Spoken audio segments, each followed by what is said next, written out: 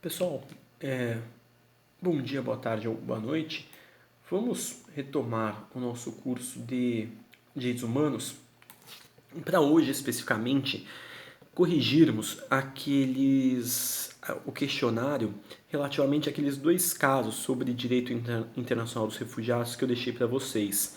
Sei que deu uma certa polêmica lá na discussão entre vocês sobre o caso, polêmica no sentido de dar algum trabalho, e foi comentado comigo do interesse de vocês que eu gravasse alguma coisa, e algum áudio, não sei, e achei por bem, como nós estamos indo muito bem com a matéria, hoje é dia 14, nós já estamos no sistema interamericano, de gravar essa aula para tratar exclusivamente daqueles dois casos que, repito, foram objeto de questionário no dia 25/3, certo?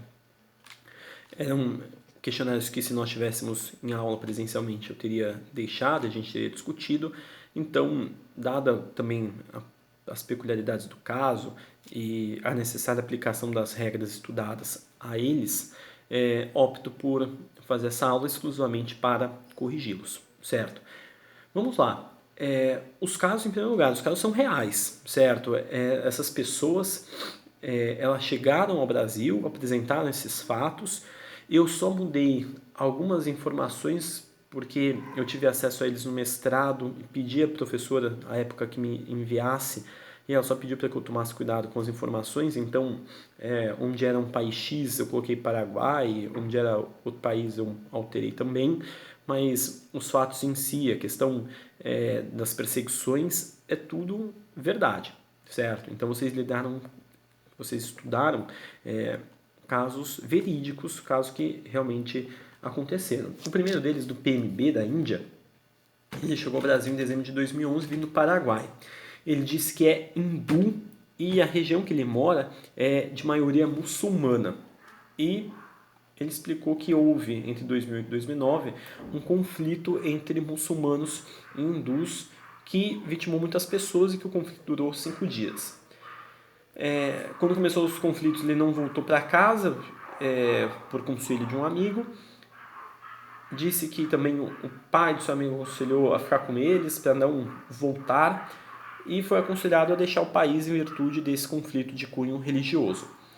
Pegou um avião em Bombay e foi para a Nigéria. Ficou na Nigéria por 1 ano e 4 meses, mas ele não pediu refúgio na Nigéria porque, segundo ele, não sabia o procedimento para tal. Depois disso, ele conseguiu ir para o Paraguai, onde ficou 7 meses, e ali não permaneceu, pois não conseguiu se adaptar.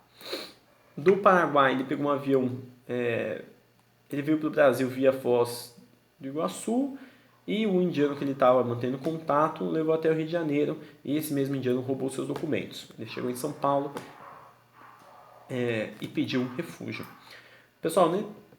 Nesse caso, o PMB ele faz jus à concessão do status de refugiado. Como bem disse, salvo melhor juízo, a Gabriela, e lembro de ter dito para ela que ela foi certeira, que ela acertou, não, ele não faz jus porque, na verdade, aparentemente, ele passou a escolher onde ele queria ficar.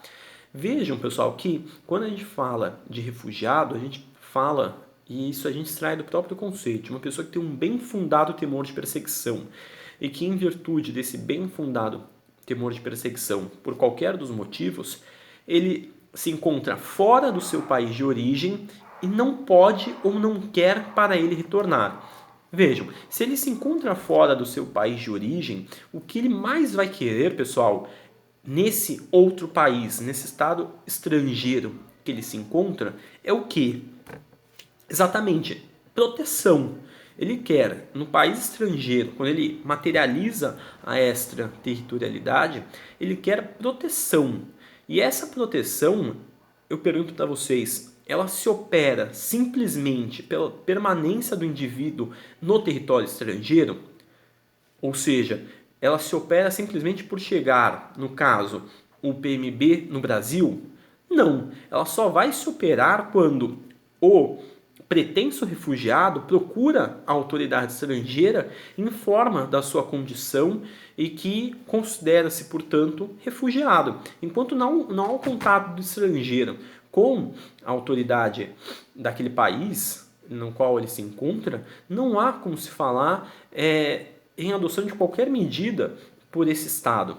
Ou seja, é imprescindível que, de alguma maneira ou outra, se dirija o estrangeiro àquela autoridade, no caso a Nigéria, as autoridades nigerianas ou no Paraguai, informe a sua condição de que você tem um bem fundado temor de perseguição e que você não pode ser, se você for capturado ali naquele país e for mandado de volta, você corre risco de sofrer violações de direitos ou até ser morto. Então, o que se percebe nesse caso é que o PMB ele é apenas então somente um migrante que teve um justo motivo para sair do seu país de origem, mas que, pela falta de adoção de providências, na Nigéria onde ficou 1 ano e 4 meses, e depois no Paraguai, aparentemente, por isso que a gente coloca, não existe bem fundado temor de perseguição. E por quê? Eu repito, se houvesse, a primeira providência dele seria, pelo menos, tentar formular o requerimento de concessão de refúgio. Poderia ser negado, a Nigéria podia não observar a Convenção de 51, podia se recusar, a mesma coisa no Paraguai. E aí, se ele chegasse no Brasil, não haveria problema nenhum. Mas ele relata que ele não sabia o procedimento, ele sequer tentou. A mesma coisa no Paraguai, que não permaneceu porque não se adaptou. Quem é refugiado, pessoal, a adaptação, em alguma medida, ela é muito fácil porque o pior não existe, que é a perseguição. Há, obviamente, problemas de língua, até de políticas públicas para a recepção daquela pessoa, mas o que é muito pior, que é a perseguição, a iminência de ser morto, de sofrer restrições de direitos, já não mais existe. Então, essa falta de adoção de providências pelo PMB demonstra que não existe um bem fundado temor de perseguição. O motivo era religioso, então um dos 5 motivos existe igualmente a extraterritorialidade, mas o bem fundado temor não. Se houvesse, repito, providências ele teria tomado para que a ele fosse garantido aquele mínimo, que é o mínimo que deriva do requerimento da concessão do estágio refugiado, aquele princípio em francês do non-refoulement, certo? A ele não se aplicou o princípio, nenhum princípio elementar de direitos refugiados foi aplicado a ele porque não houve o requerimento. Então, tem razão quem disse que o PMB não faz jus à concessão do estágio refugiado, certo, gente?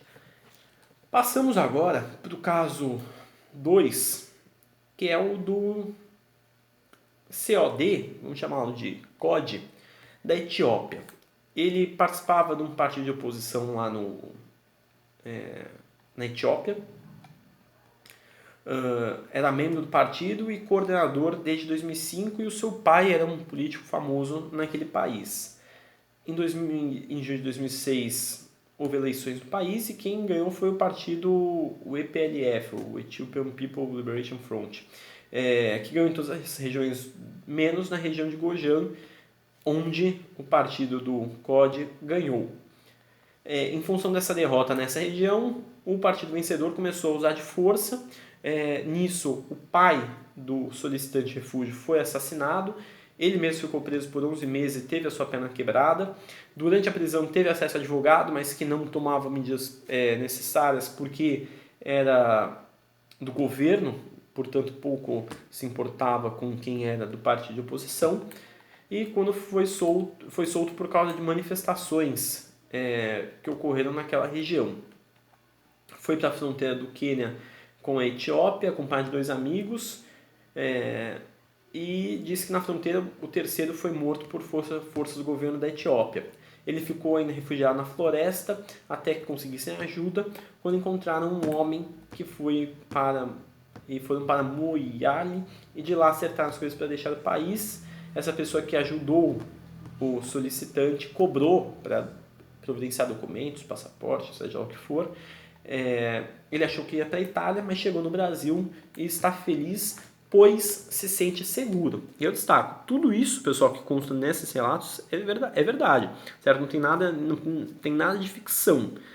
E ele diz que teme voltar para o seu país porque, segundo ele, pode ser morto ou preso. Por isso, ele solicita refúgio no país. Alguns fizeram um diálogo interessante com a questão do asilo político, certo? Alguns apontaram que, eu não sei se alguém apontou que não era o caso de se conceder refúgio, salvo o melhor juízo, ou falaram que era o caso de se conceder refúgio, ou o asilo político. Vamos pegar o ponto em comum a ambos. Revelam o direito de asilo, pedido de proteção em outro estado, e nessas duas hipóteses, de fato, o motivo para tanto é de cunho político. A pessoa participava de um partido político tal, que perdeu as eleições e passou a ser perseguida por pertencer a esse partido. E aí vamos pegar os conceitos.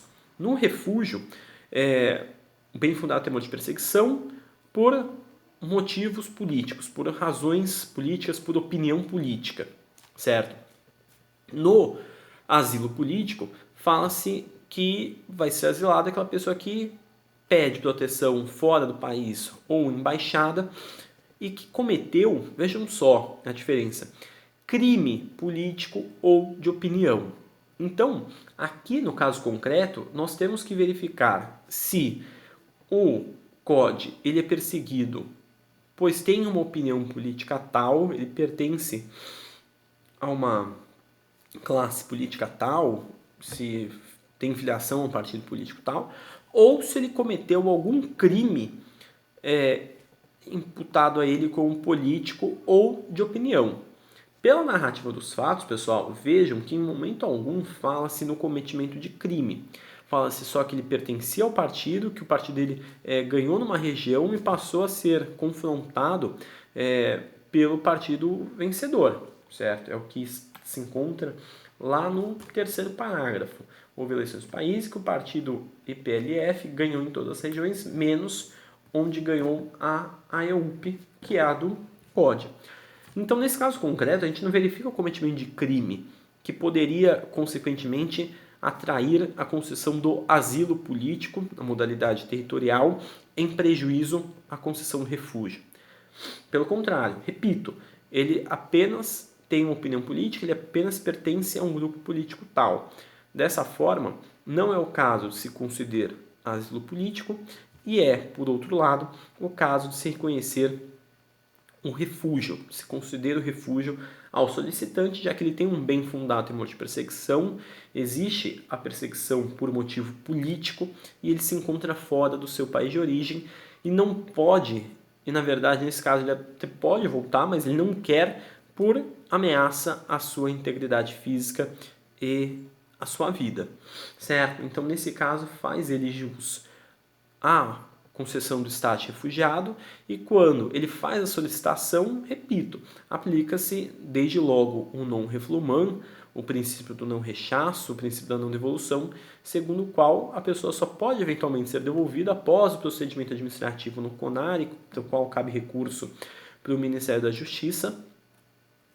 E enquanto isso não acontece, no caso de ser enquanto não tem decisão, ele permanece no país, ele só vai ser devolvido se for indeferido o pedido no CONARE ou após interposição de recurso ao Ministério da Justiça, ou se depois, eventualmente, não subsistirem mais os motivos e aí opera-se a repatriação voluntária, certo?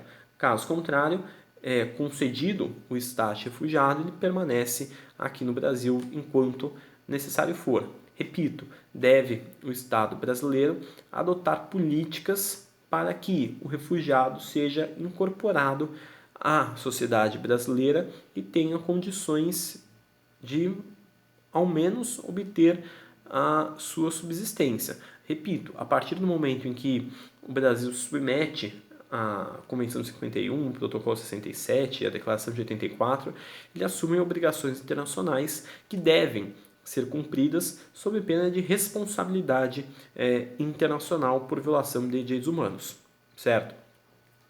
Pessoal, encerramos por aqui a aula de hoje, uma aula basicamente de revisão sobre o direito internacional dos refugiados. Fiquem firmes, eu tenho perfeita consciência do momento delicado que nós estamos vivendo.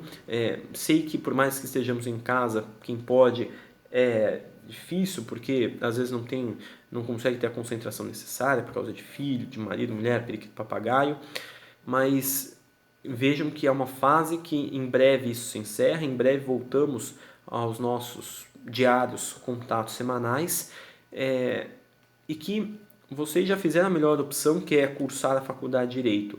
E quando vocês olharem para trás, quando estiverem colando o grau, vocês vão ver que vocês passaram por uma séria dificuldade, que vocês superaram, que vocês tiveram um brio necessário, que agora vocês estão de beca, segurando o canudo, comemorando a colação de grau.